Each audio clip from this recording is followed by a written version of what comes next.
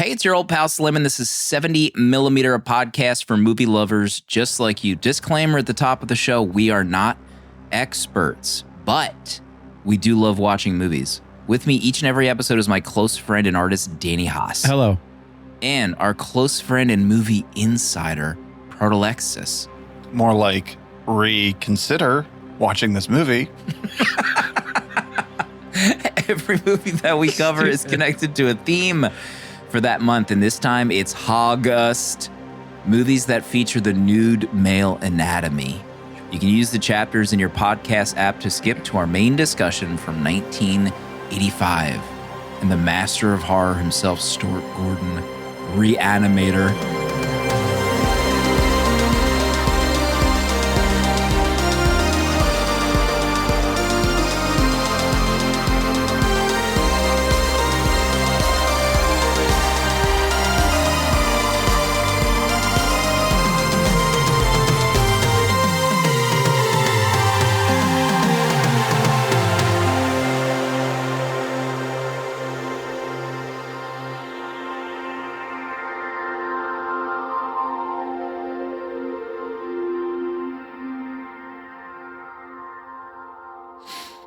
As of recording and as of release, the Meetup is weeks away.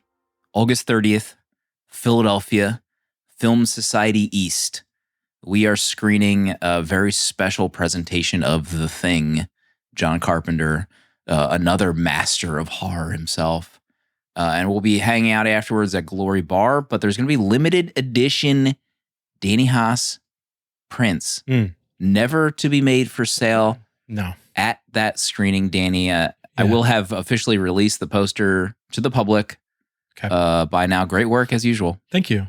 Yeah, I wanted to match our Psycho poster from last year. So same vibes, The Thing, Psycho, horror. Mm-hmm. We got to keep doing horror movies, I guess, for these meetups. Maybe that's the key. I'm not going to complain about it. I mean, we'll get into Psycho in our main discussion later for Re-Animator, won't we? Yes, we will.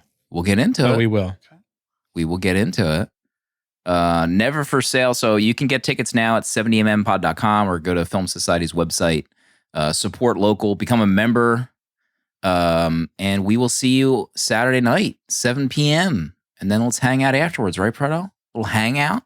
Yeah, it's going to be a lovely time. It was wonderful last year. Memories were made. Yeah, lifetime. New friendships that will last forever. So that'll happen again. Enemies made. True. Let's see. I didn't have a jokey topic to start off the show, but have either of you started watching Alien Earth yet? You know, I fired it up while working, and I realized in the first 5-6 minutes, I can't work to it. I'm like getting sucked in. I'm like, it's going to derail my day completely if I try to put this on right now. So I'm going to watch it. I don't know, maybe after we record. I'm dying to watch it because the vibes right away. I'm like, okay, I'm listening. Mm-hmm. So I'm looking forward to it. Yeah, I watched the first episode. I'm digging the vibes hard.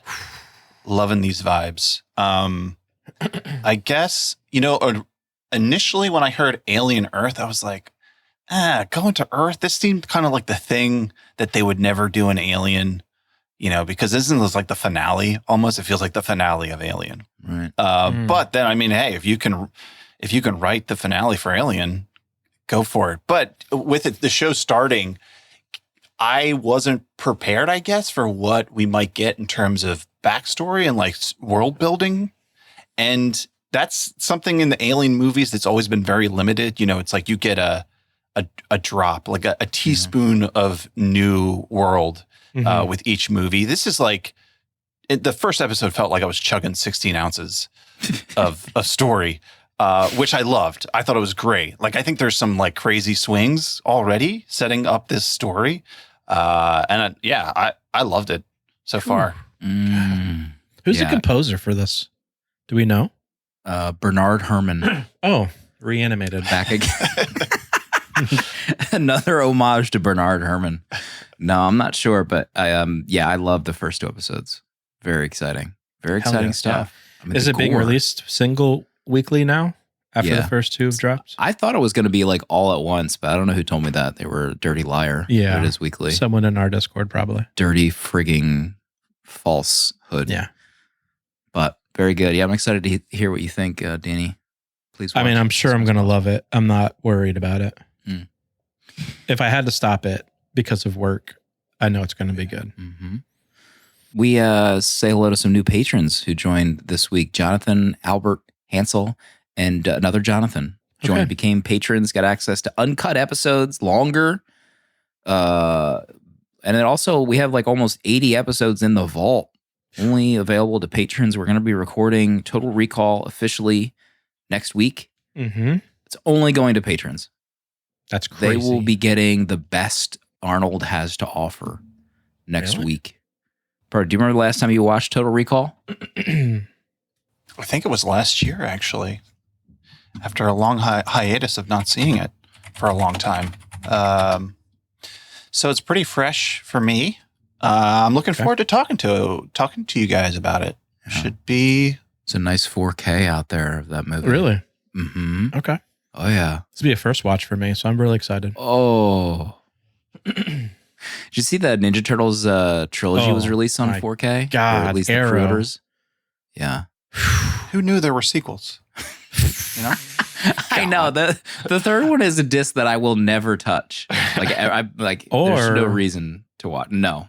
Or unless there's like a booklet underneath it that I need to take the disc out to get to. But there's just no way. Absolutely not. Let's see. You watched a few things, but you did rewatch. Let's continue this Avatar journey. Yeah. We're getting Avatar, close. The Way of Water rewatch. I mean, you've rewatched this quite a few times by this point. This is my fourth viewing. I've watched it every year. I realized. I looked back. Yeah, it's like every summer. I guess I've managed to watch it. And earlier this year, knowing Fire and Ash was coming out, I wasn't planning on rewatching until closer. But I put Avatar on the other day. Mm-hmm. Impulsively. I wasn't. Just my hands guiding me. Mm-hmm. And I put it on, and I was like, "Gosh, I gotta keep going." And I guess the last time I watched it, my son Theo, he saw parts of it, and then he was watching with me again, and like the parts that he didn't see were like blowing his mind. Mm-hmm. He was like, "This is so epic," and I was like, "Yes, son, yes." He's so privileged to get it this early in life, Yeah. So I'm stoked. And then right after, I was like, there's a trailer for the third one, so we watched that, and that was my first time seeing the trailer. Oh. So I'm riding that Avatar high. Yeah. Right into December. Gosh, it's going to be great. Wow. So that comes out when we're not recording. Crazy. We taking the month off. Crazy to think about. I mean, we might have to talk about this. We'll check with legal. So we'll have Avatar 3 and then Stranger Things final season in that month, starting at least in that month. God. We're going to be eating in December. We're so close to eat. What about Brain Damage? You watched a movie that I was not expecting you to watch. You watched this Frank Henenlotter sci-fi horror. Yeah, well, our sister podcast, Bat and Spider, is doing their own hog-related month. Yeah. They're doing Hog Tape Summer. They always, do something fun in the summer.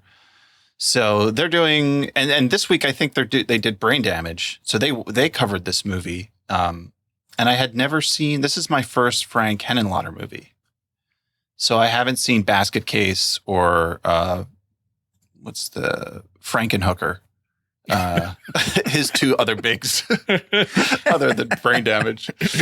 But I have plans to watch it now because Brain Damage is a ton of fun. There is this insane puppet in this movie. It's just unbelievable. It's about this guy who he starts having this relationship with this giant parasite that lives on his back and feeds him a drug that is like the best high a human can have, but it also, the parasite requires to be fed on human brains. So it's a difficult relationship, but they make it work for a while.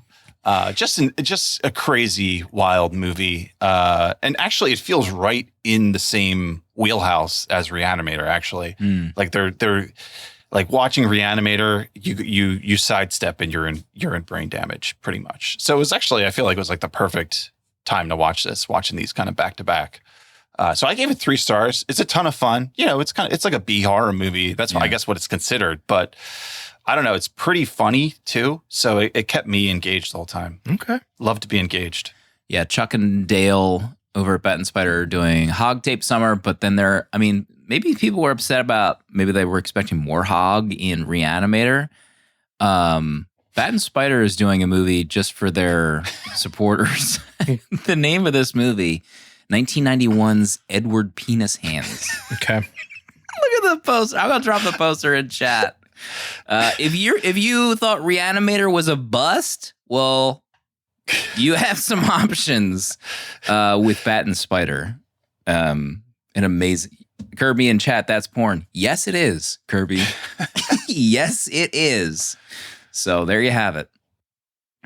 Let's see. Danny, what about you? You were watching some famous sci-fi movies. Yeah, Primer. I was getting antsy to watch. Getting into the fall, I wanted to watch some horror, and I actually thought Primer was a horror movie based on the Time poster. travel is horrific. Well, I didn't know it was time travel. I actually knew nothing about the film. The poster gave me like Slither vibes. I don't know.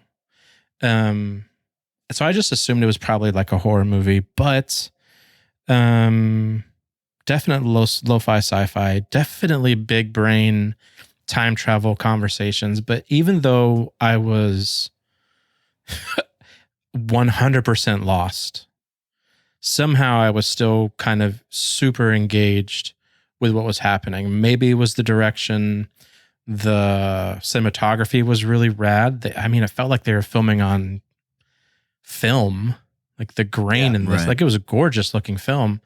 And I think maybe not understanding it, but then trying to figure it out, just kept me even more engaged with it. I think that kind of like I didn't check out, even though I wasn't understanding it completely, the time travel aspect. But I had a great time watching that film. It was a lot of fun. Primer was like Clerks for nerds. Like Yeah, I can't imagine being a part of that right when it hit. The vibe of that conversation.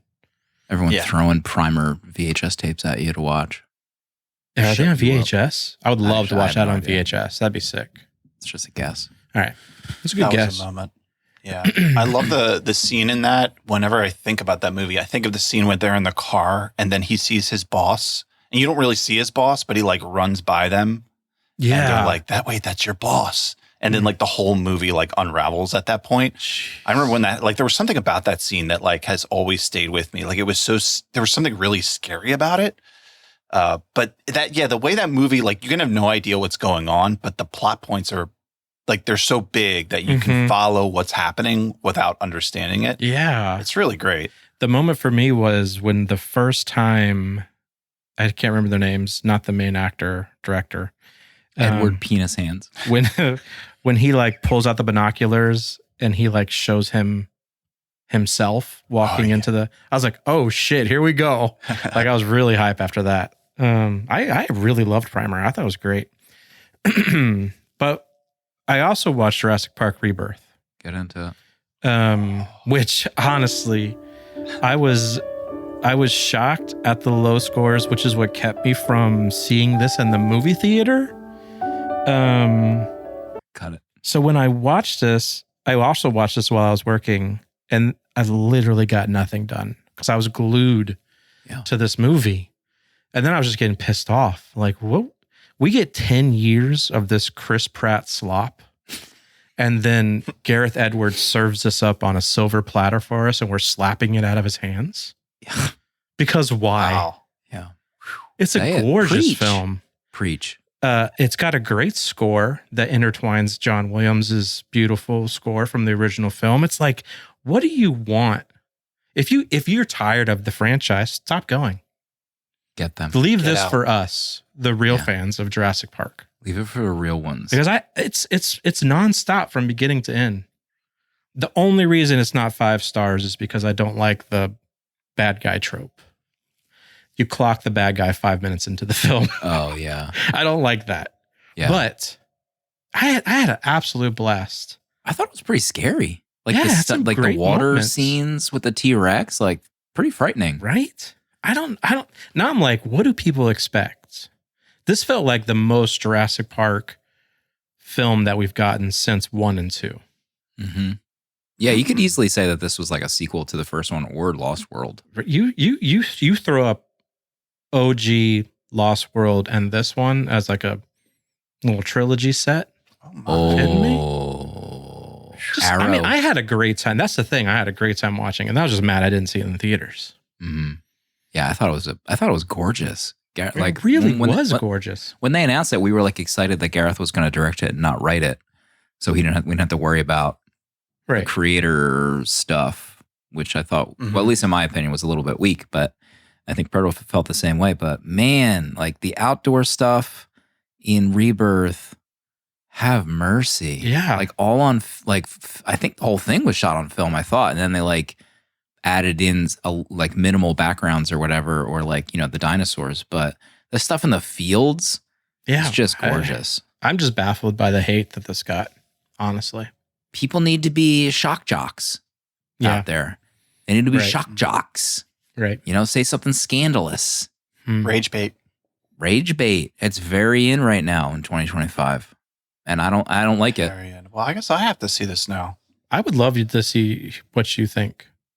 Get the kids watching. The creator was gorgeous, right? Oh my God. One of the best looking movies of the year. We all said it. I like on Danny's review, someone said, "Thank you, Danny." And then Danny replied, "It's sick what's happening on this site."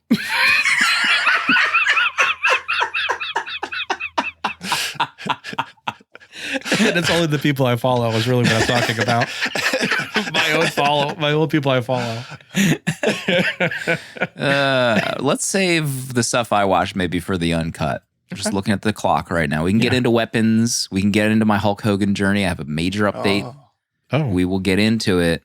But we need to talk about Re-Animator from 1985, episode 277 for August. We're almost done. Next week is the last one. And then we're putting the hogs away. Yeah. Maybe until next year. Zipping them up. Proto, what's this movie all about? Dr. Hans Gruber has done it. Reanimated dead tissue. Unfortunately, he died before he could publish his findings. The good news, he wrote them down. The bad news, his assistant is Herbert West, a real dum-dum. Herbert transfers to Miskatonic University, but his real plans are to continue Gruber's work at all costs. First a cat, then a body in the morgue, then his roommate's girlfriend's father, and finally his professor and resident creep, Dr. Carl Hill. But when undead, beheaded Dr. Hill learns of his power over the minds of the reanimated corpses, can West stop him from humping his coworker's daughter? Re-Animator. Face humping. Really? My God. We'll get into it. Danny, what's your history with Re-Animator? Is there any? No history, except I've always loved the poster for it. Yeah. And goated. Yeah, absolutely goated poster. So I've been interested in it, and then I just never really got around to it. I knew it existed, but to that extent, I didn't know much about it. And I'm not a big H.P. Lovecraft person either. Oh, so to know that it's a Lovecraft story that isn't really in my realm. But yeah, H.P. Lovecraft. I don't even know. I think he's like a Nazi. Oh. But, H.P. Lovecraft. Let's just say it out in the open. I don't know anything white about supremacy. Look it up, folks. However, I can't off the top of my head name an H.P. Lovecraft property. I've probably seen a ton, but I just don't know. Wasn't there an HBO show that was Lovecraftian? Just there called was. Lovecraft. Yeah. It's called Yeah. Lovecraft. Oh. So in its own way, yes, it was Lovecraftian. But I will Google this as we have a discussion. Someone think didn't he name his pet something super Lovecraft racist? Country, Mike Scott says. Oh, there you go. A think he named a Kansas cat folks in something that show, racist. unfortunately. Maybe that's why they killed the cat in this film for his What's wrong with racist that cat. Is that a Lovecraftian trope? He always kills the cat. I've read some Lovecraft. I think I read The Mountains of Madness. Okay. That was a good story. I think there's that John Carpenter movie that's based on that. Do I have that right? I think Madness? Into the Mouth of Madness. Yes. Maybe is it. Maybe? I don't know. The Color Out of Space. Isn't that a lo-fi sci-fi? That's the Nick Cage movie. Oh. Right. Maybe I'm thinking of something else. Let's see. Lovecraft inspired. I guess Stuart Gordon did a Lovecraft trilogy. From Beyond is, I think, based on a story, and so is Dagon. So there you have it. But Pardo, what about your history? Is there any? My history is that I looked at the cover of Re-Animator every single time I went to Blockbuster. Oh. Wanted it. That's basically, you had to go look at the Re-Animator cover.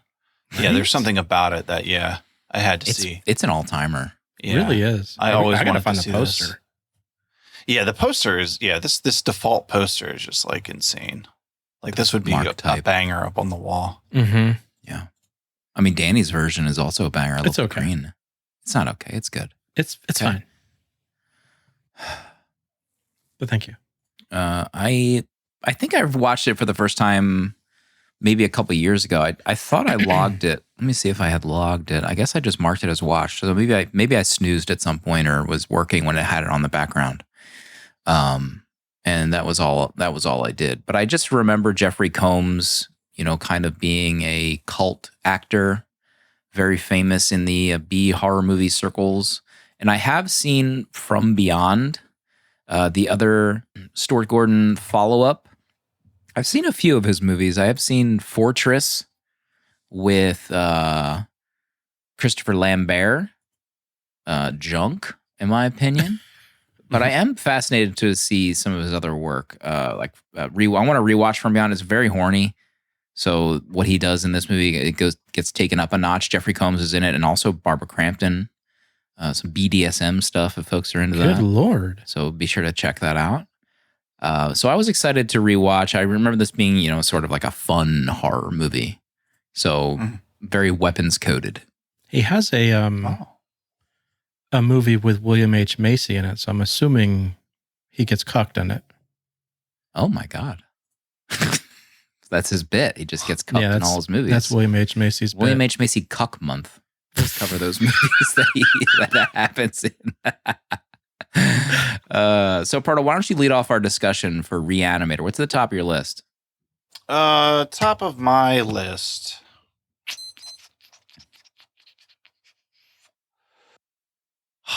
I knew this movie as like a cult movie. I feel like this is a movie people go to like midnight showings for, right? Oh yeah. You're filling up a theater. People are throwing popcorn, hooting and hollering. Yeah. People are humping in the seats. It just gets wild. People are just living, watching Re-Animator. Like Rocky it's so Horror. Funny. Yeah. Oh, the gore, the guts. This genre of movie is just like so funny to me. Like what makes a movie a cult like this, cultish, where they love it. They get up in the middle of the night to go see it together.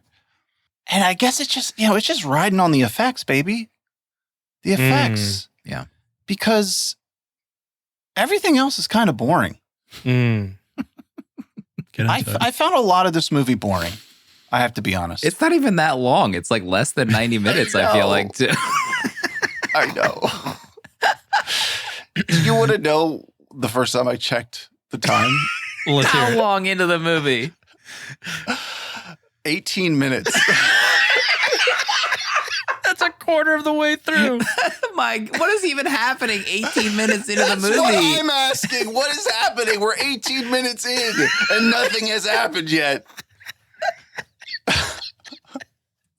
I'm like, I got a week off. This is an 86-minute movie here. And I'm drowning 18 minutes in. I mean, the cat has got to be reanimated by that point. 18 minutes in and you're checking the clock? No, I don't think Herbie's even in the apartment yet. 18 minutes in. No, he's got to be in the apartment. I'm telling you, this movie is a slow start.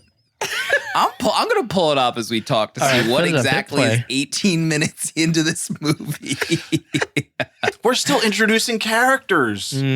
That's a falsehood. We had to go to dinner. Has to be a falsehood. Right. We're getting dinner. I've been through 2 lectures in this hospital before I've seen a reanimated corpse. Danny, your thoughts on the statement Proto just gave us? Do you agree? I do agree to a point. I think the story is real thin. And I 100% agree that the effects carry this film. The body horror in it is phenomenal. Mm-hmm. When he reanimates that beast of a man, and instead of like when he holds up the saw, like he's presenting a newborn baby, and chooses to not sever the spinal cord, but to go through his heart, right through his chest cavity, which I don't even know how that blade cuts that way. No. Just brilliant. It doesn't make any sense. Doesn't make sense. I pulled up Re-Animator on fandango.com Okay. at home, whatever the hell the branding disaster is. And it was literally the scene where the head is between her legs on the surgical, like that was the stop mark. But the 18-minute mark is them at, I guess, a dinner party. There it is. They go to the dean's house and the creepo is there. Ugh. So, but he has moved in by that point, to be clear. He has moved in. I don't necessarily agree with the boredom stuff for the majority of the movie. I will say that like the end is long. Like the last, like 20 minutes or so in the morgue where just like there's just the final battle. Chaos. The battle of the 5 armies in that morgue. And they're fighting like, the super strong dead nude zombies. And then like she gets stuck in the elevator. Mm-hmm. And then like even that is long. So yeah, I agree that this movie is like stretched. And I listened to the commentary and he talked about how like he originally wrote it as like a 30-minute like pilot TV or like TV pilot, episode right? or whatever. And then it like he eventually got approval for an hour and the guy's like, just turn it into a movie. So like, okay, yeah, they're probably they're padding time a little bit. So I'm not like completely against the fact that like this is, stretched for time, Re-Animator. But there isn't a whole lot that really happens. Yeah. Also, they don't explain a lot. They don't explain how he made this serum, besides working with the other guy that crushed his head in the beginning. That was awesome. Which was awesome. And also, like, I liked how the serum just slowly did other things that he eventually found out about. The whole like robotic, like controlling your body with your severed head off the body is brilliant. That was cool. Like insane. But then to also be able to control all the other bodies that had the serum as well, it's insane. Well, in the commentary, he said they cut out scenes that revealed that the evil, is it Dr. Hill? Yeah. Tall, like creepo. There was like a whole hypnotism subplot. What? Like he was also dabbling in hypnotizing people. So that like explained how he got control of the head and the body, but then also the other nude zombies, which I think is kind of cool because, or even just like show a hypnotism book on his desk and he's just like paging through it. Like that would have been pretty cool. I thought, because it also just like adds to this like creepo mystique. Because I looked at the dinner scene where the Proto looked at the clock at 18 minutes and the daughter comes to the dinner table that he's at and he's just like staring at her during the whole scene. Fucking creep. And, if you think about like the hypnotism stuff, like, okay, yeah, this guy is going to do something evil. That could have been good. Yeah. I mean, the security guard had more backstory than Dr. Hill. You learned more about him. Boudoir magazine. Oh yeah. Boudoir. I mean, one of my first notes was, let's see. Imagine being a morgue cop, reading the paper and doing jack shit all night. Like, what a gig. What's that guy pulling down a week? He's doing nothing. He's reading the paper for 8 hours. He's making more than I make a week. Like, what is going to, like, obviously something happened in this movie, but like, what's happening at a morgue? You know, this guy's maybe for 30 years never doing anything. I mean, what's happening in a morgue that needs security? That's a great question. The morgue robbers, right? Watch out for them. And then I like things how people want to do with dead bodies. I like how he's like, God. I'm going on break or something. Yeah. Break from what? Looking at porn at your desk? I have to go take You got to take a break at some point. Gotta go take a dump for 30 minutes. That guy was going to go blow up that bathroom. Oh. He needed like a 12-inch TV on his desk. Like, what are we Oh my doing? God. Can you imagine? That's true. Like a work-approved black and white TV on his desk? Yeah. What a gig. It's true. What a friggin' gig. Danny, top of your list. I think I probably could have turned it off before Proto after hearing this rip-off Bernard Herrmann Psycho music. The instant those credits hit, I'm like, what? I actually looked to see if Bernard did the music for this, because I'm like, maybe he just recut up something and just like, here, have this. But no, it's just like it's a complete ripoff of the Psycho music, like almost in an entirety. It's insane to me. It is wild how like close it is. Like he does other things, like he adds other instruments in, I guess, to make it his own. But so I did Google. I was like, why does this sound like the Psycho theme? And there was like an interview he did where he wanted to homage Herman, but they forgot to include that like thing in the credits. So there's nothing in the credits at all, and it would have cost him $10,000 to fix the final credits for the movie to insert like, you know, homage or like with love to Bernard Herrmann or something like that. And like, so there's just nothing there, which is like, it's on the cutting room floor with the hypnotist story. Yes. But yeah, it is like, I don't know. I guess if people feel very forgiving of the music overall, I feel like. I don't know how it's possible. Maybe it's just my love for Hitchcock and Bernard. I guess maybe like it was a low budget horror movie back then. So like, no one knew for a long time. It's not like people are going to be talking about this movie 40 years from now. You know, no one's going to be rewatching it on a streaming service, whatever that is. But yeah, nowadays it's like, it's a little odd. A little. But it kind of, I mean, it fits with the movie, I feel like. Like it's fun. That's also like what's they're a using bummer. It. Yeah. Because I felt like if he could have just made something that was Psycho-esque, it definitely fit the movie. Like that vibe fit the movie. Mm-hmm. But to just rip it off is totally different. It's like he's not untalented. Proto was so zoned out, he didn't even notice the music was the same. I was going to say, like, well, maybe if this movie wasn't as, you know, if it wasn't, since it's not like a really successful movie, you know, it's just like a B horror movie. But then I thought, like, this is probably like the most successful this movie could possibly have been in terms of like its longevity, right? Like for whatever this costs to make and like the quality of the story or whatever, like the fact that this became a cult movie and here we are 40 years later talking about it. Yeah. I mean, it's done well for itself because there's a lot of movies that were probably made of this ilk that no one's ever heard of. Sure. So I don't know. It's Yeah, the audio commentary with Stuart Gordon was fascinating. A lot of interesting nuggets. I will say that he has the most monotone voice, and he makes the most annoying mouth noises when talking on this. Like his lips are smacking. He's like, you know, every sentence starts with, or like it's just too much for me. Like it was very hard to handle. But they filmed this in 18 days. Like the whole thing was done in 18 days. That's and wild.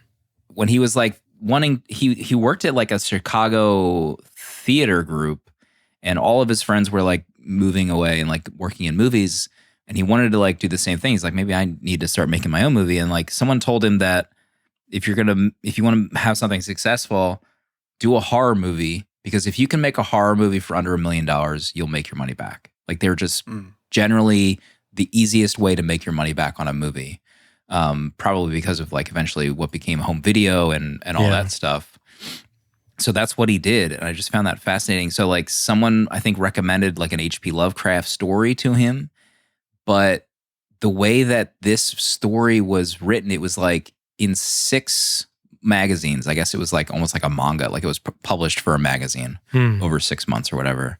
And the only copy that existed at the time was at the Chicago Public Library in their like, you know, I don't even know what called like their private library. Like you had to make a request Archives. in the archives, and then you got like a pass to go read it in the library in a special room. Like you couldn't take it out. And he said that like the paper was like crumbling when he was like turning the pages. So he asked if he could Xerox the pages, and that's what he did. I wouldn't assume that they would say yes to that, but yeah. At Also, the time, that they're like, sounds worse. That I know, you're damage still the like pages folding worse. all those pages on a Right. Xerox. But I thought that was crazy. You know, 40 years ago, that's like the only way you could get your hands on this story. I thought that was pretty cool. That's interesting. Yeah, that's wild. He also tells a story about how the original cinematographer was canned after a week of filming because I think the studio looked at the dailies and they thought that the lighting was just so bad and everything was so dark. So I thought that was cool. And then they get to the scene. He's like, this is actually some of the stuff that Robert, the guy's name that got fired, Ebinger, filmed, and they kept it in the movie. It's the scenes in the basement where like the cat is flying around. It is so dark in that scene. And I was like, oh yeah, maybe that makes is that sense why he was fired. But I loved that scene where the light was like swinging and like Right. barely lighting the room. I guess guess it looked rad. I guess they thought it was just like too dark. Like, Oh, the whole interesting. movie just can't be like this. Like, you get my boy in here that I like, Allberg, I think, and that's what they did. Wow, I wonder if they just misunderstood what was happening in that scene because it's like it's perfect for what they're trying to show. I think it's interspersed with stuff that the new DP filmed. So like there are some scenes where like Herbert is like up against a closet and it's just like pitch black, while other scenes with the cat is like back's broken on the table and it's like well lit. So, how about that cat dummy? Jesus. When they threw the cat against the wall and then like the brains were like left on the wall. It was like obviously a puppet. It was just, oh my God. Anyone who was thrown into a wall, they left like a splatter of blood. Yeah. I think when the reanimated dad goes to steal his daughter, he like throws I don't even know the main guy's name, but he throws him against the wall and he falls. But there's like this huge splatter of blood on the wall. Yeah. Like that guy is dead. They even did that with the other guy. When he gets hit against the wall, like his head like splats again. It's not sort of well. He still is just fine. Yeah. Just kind of gets up. How about him just like, remember the dad, I guess he was like the dean or whatever, but he like gets stomped on, the door falls on him. Oh. He just gets effed up by that door. Like he's almost like near death just from the door falling on him. So rough. It bit his fingers off. Oh my God, that was bad. Nasty. That was bad news. Proto, next on your list. My next was going to be that scene in the basement with the cat because there's a lot of scenes that are just like interesting in how they like shot them. I think some of it's like really bad, but some of it's really cool. And like I don't think this scene totally works, mostly for the acting. Like I think was it Jeffrey Combs? Yeah. This guy's a disaster.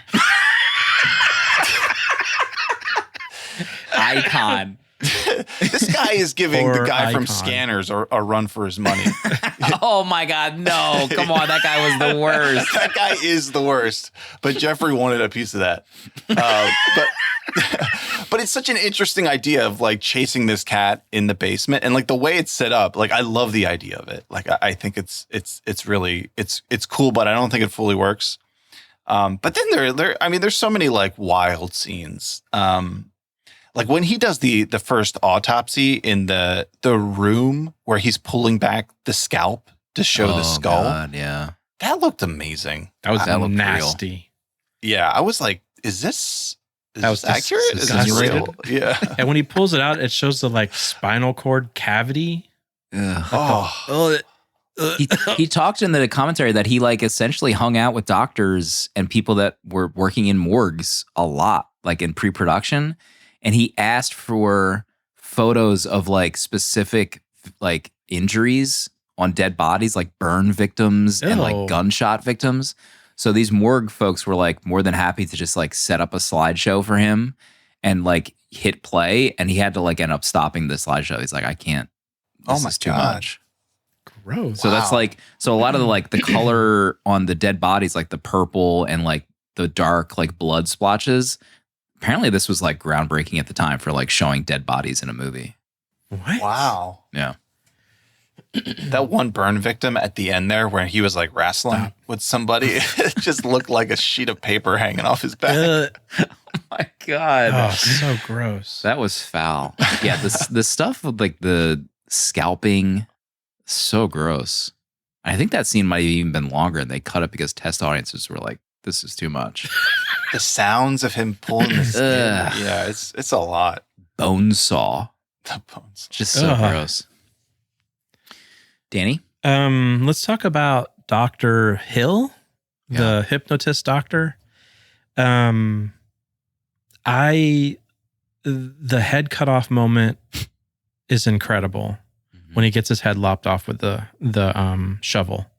But for the head to be reanimated and the way that they filmed that the whole time, incredible. Yeah. Just like in the pan and like when he holding his own head, like had his stomach.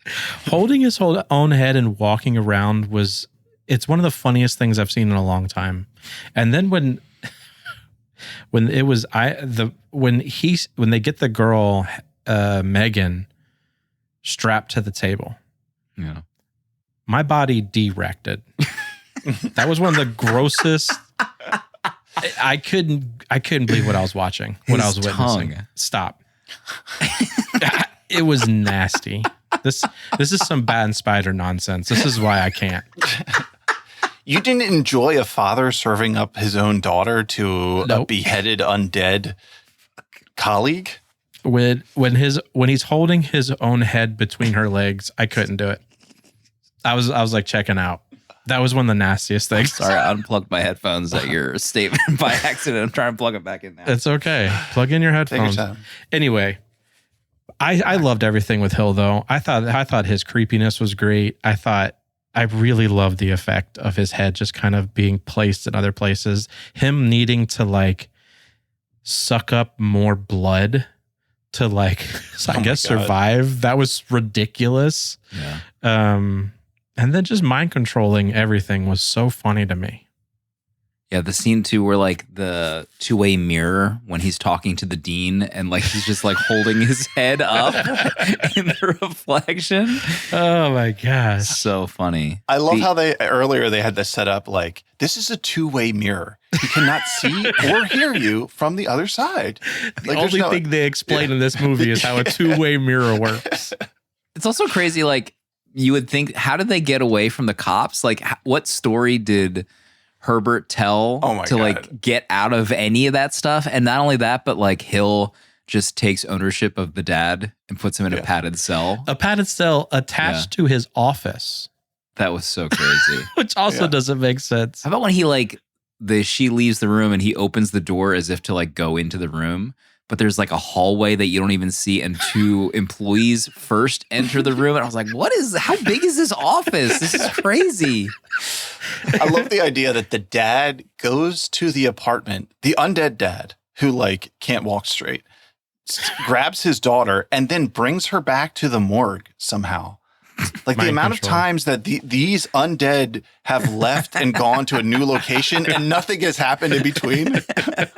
Are they driving cars? Like, what is happening? It's like Michael driving the station wagon in Halloween. Yeah, the scene with her tied down is like literally insane. That's got to be like the most talked about scene in. Maybe that's why it's a film history. Maybe in film history. It's got to be on some AFI list. But like, she gets such a raw deal because she dies at the end of this movie after all of this stuff. Or does she? Well, I mean, you are left to assume, I would think. But like, he like saves her in the elevator and then he can't save her. And then he like goes to get the serum. It's like, oh God, this poor girl. Like, what a way to go out after all that. waste. Yeah. I thought she looked like that actress, Barbara Crampton. She looks like Bryce Dallas Howard. Right? Really? Mm. I thought they were like distant relatives or something. She was giving me ScarJo vibes a little bit. Oh, okay. I don't see any of that. But okay. Let's see. What else I have on my list here? I actually love Jeffrey Combs. I know Okay. Proto said he's got nothing. He's giving nothing. I thought he had it. I mean, he's he has it.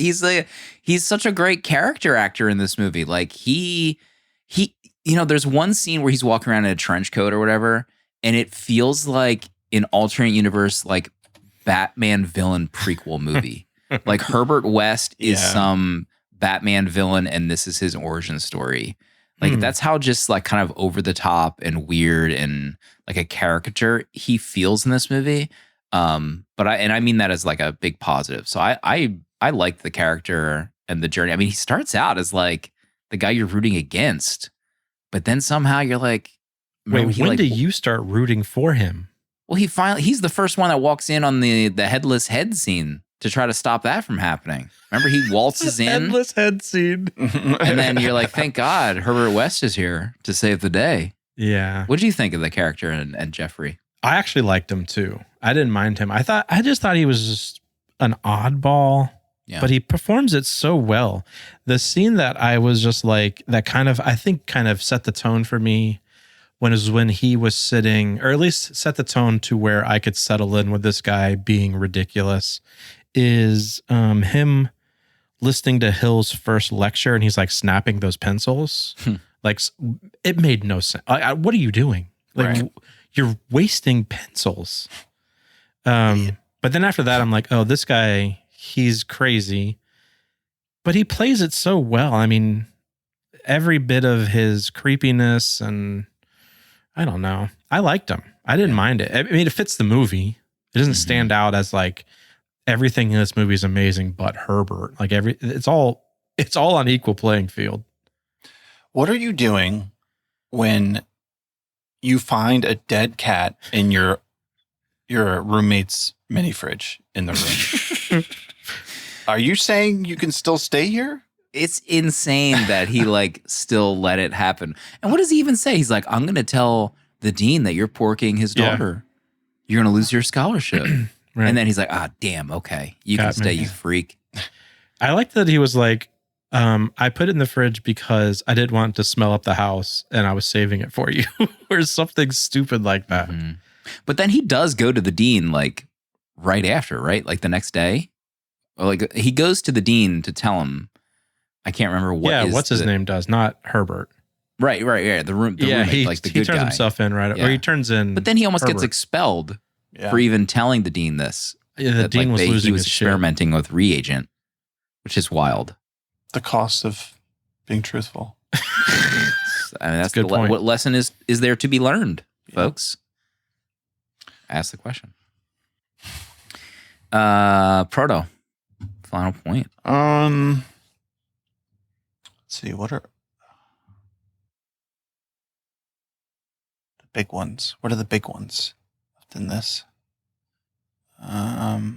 As you search, one note that I wrote down was Dr. Hill, when he like finds Herbert and he like steals all his information, like right before he gets murdered, he's wearing a trench coat. He looks like he could, like that trench coat, if they made an X-Men movie in the 80s, he could be Magneto in that outfit that he had on. Okay. Yeah. All right. What are you trying to say? You know what I'm trying to say. Mm-hmm.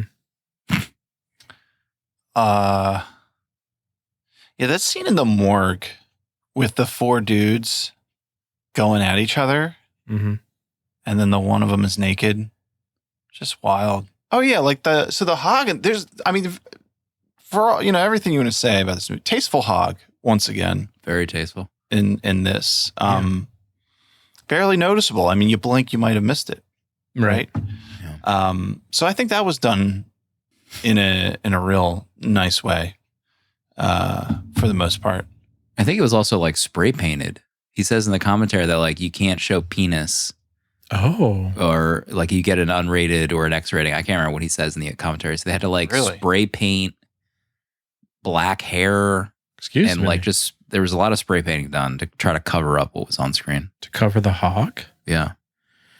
Do you think back then when they had to like rate these, or I guess even now, do you have to like go frame by frame just to see, like to be sure? Because you're watching it at full speed, you might miss it, you know, question. and then you like where do you draw the line? And what can you even see on those like monitors back then in the 80s? Can Right. you see anything? True. Like, That's true. 480p, 280p. right? Who was the hog narc? He also said that like they sent it into the MPAA to be rated, and he was like, if we cut everything they wanted to cut, the movie would be 40 minutes long. So What the- to his like studios or distributors' credit, they released the movie unrated, which was like unheard of back then, and they still Oh. ended up getting distribution and like screening the movie. It's fascinating to like look back on, you know, unrated movies that just would have been like a death sentence for these things. Like I guess they would have lacked distribution. He says that Vestron Video back then was Sounds like right. a company. He says they put the hypnotism subplot back in on an R-rated release, which like made it R-rated. And he said that when the movie was rated R, it makes it illegal to screen the unrated version anywhere. And I was just like, what? Illegal. It like just the logistics of it were just so bizarre. So he ended up fighting the MPAA to remove the R rating. He's like, please make it unrated again, which obviously was another thing that was like unheard of. And they did. They removed the R rating. So What they the? continue screening the movie. Very bizarre times back then.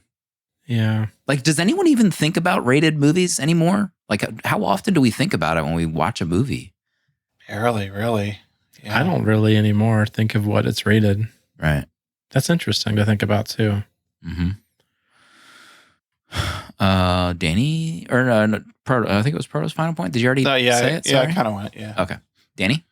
I don't really have much that we haven't covered. Security guard. Loved him. Yeah, I'll give my rating. Do it. I'm at 3 stars. Okay. I had a good time watching this. It's fun. It's silly. It's disgusting. It's gross.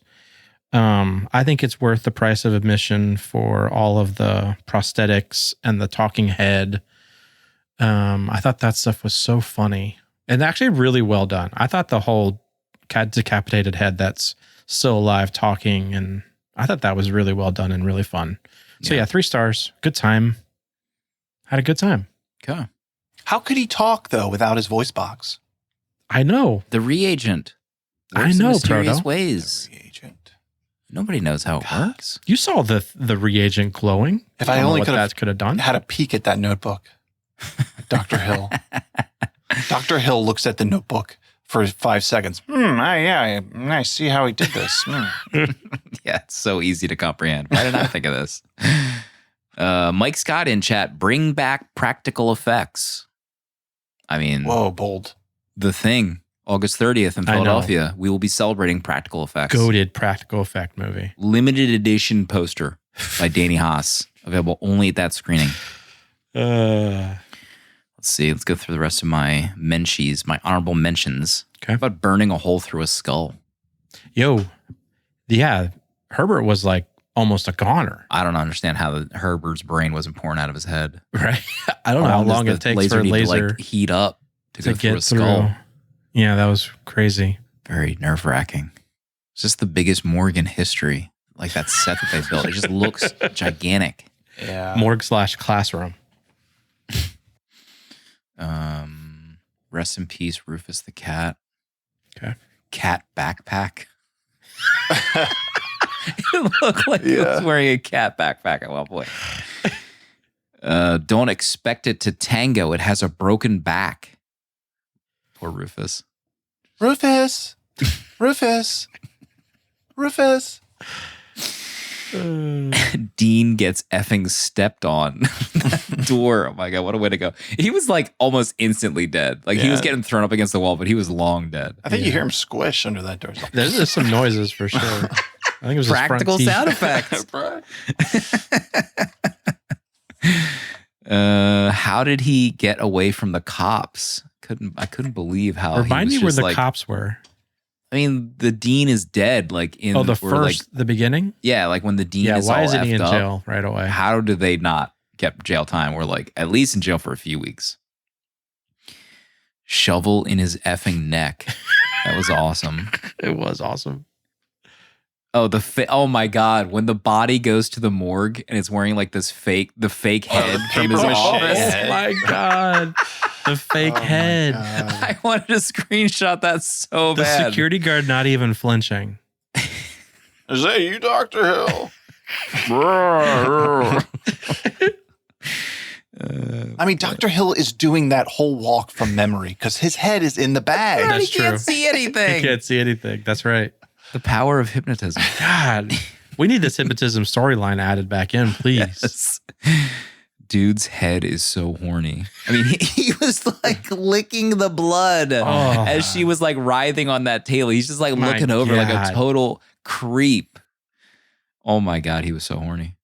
I was crawling back inside myself watching that scene. I mean, the long shot of her on the table with his head like at her knees. Right. Yeah. Is too much. It's too much. Unrated. Yeah. Unrated, folks. I mean, to be at this stage in your life, like you are a reanimated corpse trying to form an undead army, but you're taking a break to get off right now. Maybe that's his ultimate goal is just to get off. Yeah, maybe. I mean, you're even him, the actor. Remember, his body is like moving his head up to her head and like down her body, and his tongue is like going like this on her boob. We need the wide shot of what's going on. He's got to apologize when they yell cut. He's like, Barbara, I'm so sorry. Barbara, you know I'm sorry. I would never do that. Meanwhile, his tongue this isn't me. Oh my God.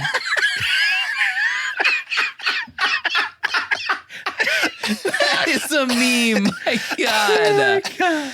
Oh, cripes. Can't breathe. Barbara, please. You know I would never. Nude zombies going ham. Oh, they crush and toss his head. Oh my God, that was so cool too. When he finally gets his head crushed. Oh yeah. Let's see if I have any other notes.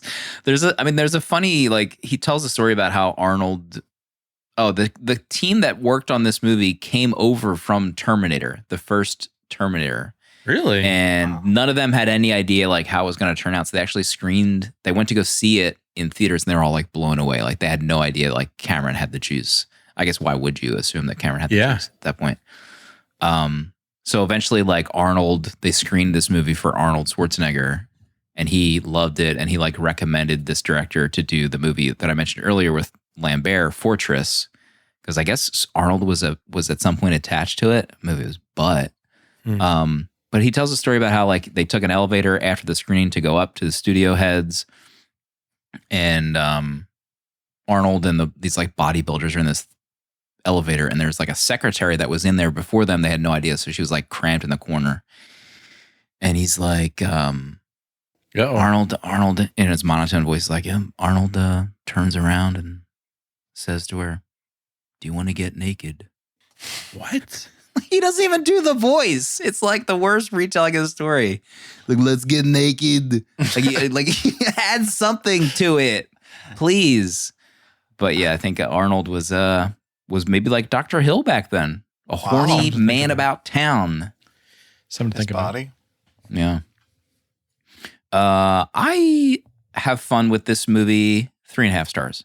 Okay. It's a hoot at certain points, but it does drag a bit. I mean, there's not a lot there. Practical effects off the charts. Fun movie. Mm-hmm. Fun horror. What more can you ask for? Yeah, I'm in agreement with you guys. This is it was a good time. It's a fun time. Yeah, I had fun with it. Anything else? I love the transition. The no to the yes. I mean, that's some great directing, right? I don't even remember. I don't know that. what you're talking about. Remember, they're kissing, no, and then they're porking in bed. Yes. Oh yeah. Right under the Talking Heads poster. Wink, Right. wink. You get it? Talking Heads. Oh, It's good. Wink. I mean, layers. The depth of this film. Light the fuse.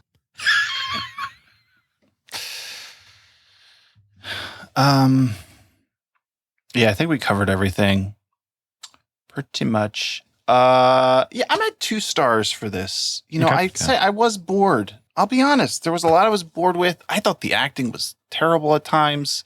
Okay. Some of it's just like the way it was directed. But I mean, that's not what it's about, bro. Yeah. You know, it's about the blood and the guts, the practical effects. Those were all great. 2 stars. Okay. I did like the scene too, where like the dean is like reanimated and they get caught, and then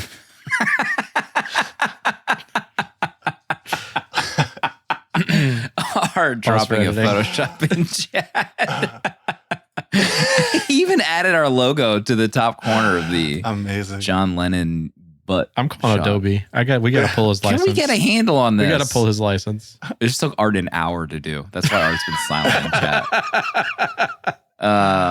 What was I saying? The scene where like, they get caught in the morgue and everything's just like haywire. He like collapses, the main guy, and just like from shock. I thought that was pretty nice. Yeah. I was actually afraid the hog we were going to see was Dr. Hill's Oh God. severed body hog. Right. The severed body gets on the table or something. Yeah, honestly, I thought that's where we were going.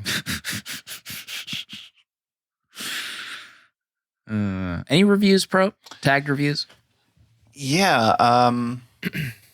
Noel watched it, and they said the opening credits featuring a diagram of an external rectum, pretty apt description of the movie. Our friend Dave, Grugrux Dave, he hosted a watch party this week for this. Hello. Hell yeah. Yeah, he's always out there doing it. He's doing the hard work. Yeah. Can Doing always the count Lord's on work. him. He gave it 3.5 stars, and he said, sometimes I wish someone would stick a Q-tip in my skull hole and poke my brain till it goes numb. What the? That was I a don't know. gross scene. I don't even understand what that scene was about. Right? Yeah. I don't know what you're going through right now, Dave, but we're here for you. We're here for you, Dave. Katie said, let sleeping hogs lie. It's Well almost said. time, Katie. We're almost through August. We've almost made it. We can move on. Emma said, fun times, some goofs and gaffs. Ultimately, not for me. Oh. More boob than hog. That's true. That's a good point. That's a good Dr. Hill point. was definitely seeing a lot more boob. Yeah.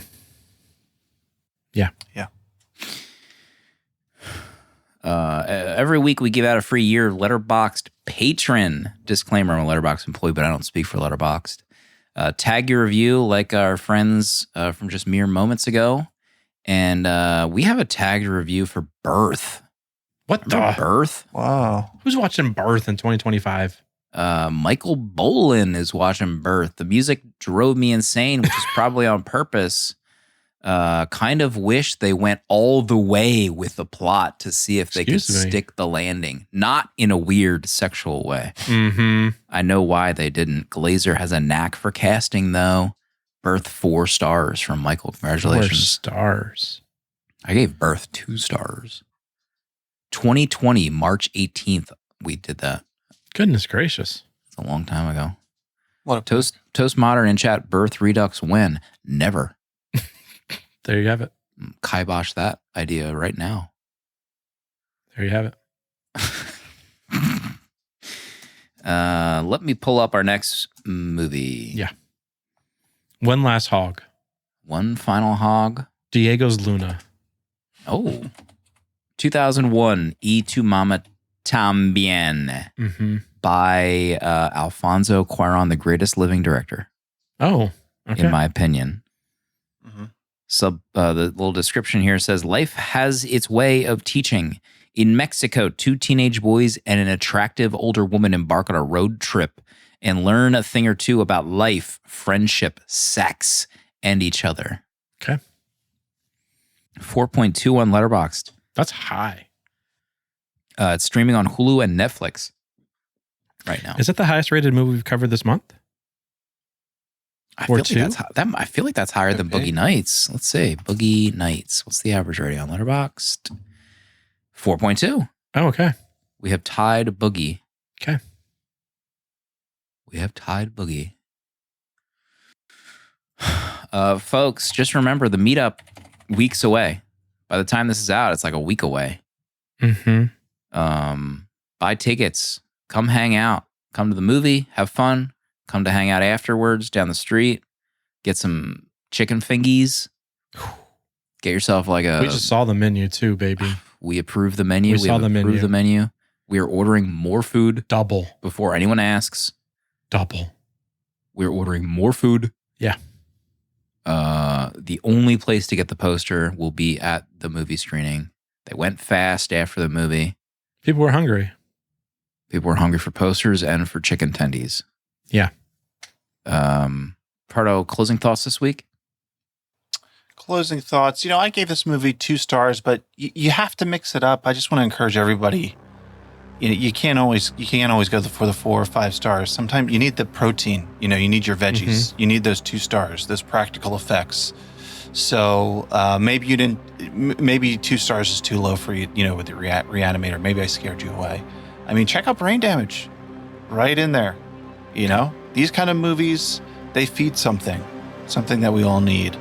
So if you've been holding back for too long, just get in there.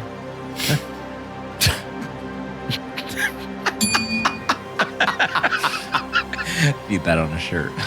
We'll see everybody next week for Y Tu Mama Tambien.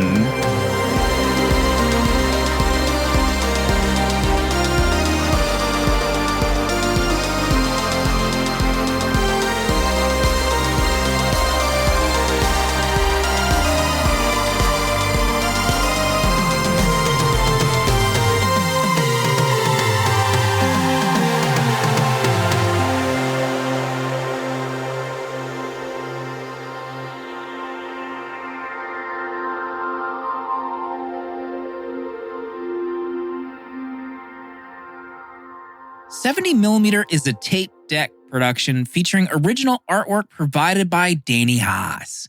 Spiritual guidance and V'ger, the robot who loves movies, provided by Pertalexis. Producer at large Dale_A. And music composed by Cinematric. Prints and other merch are available on 70mmpod.com. This episode was mixed, edited, and produced by me, Slim.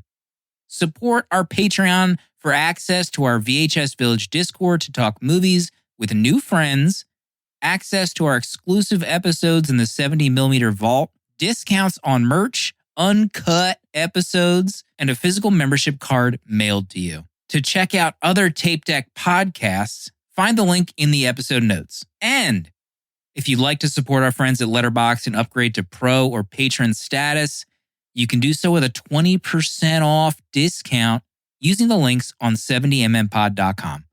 Goodbye. This is a Tape Deck podcast.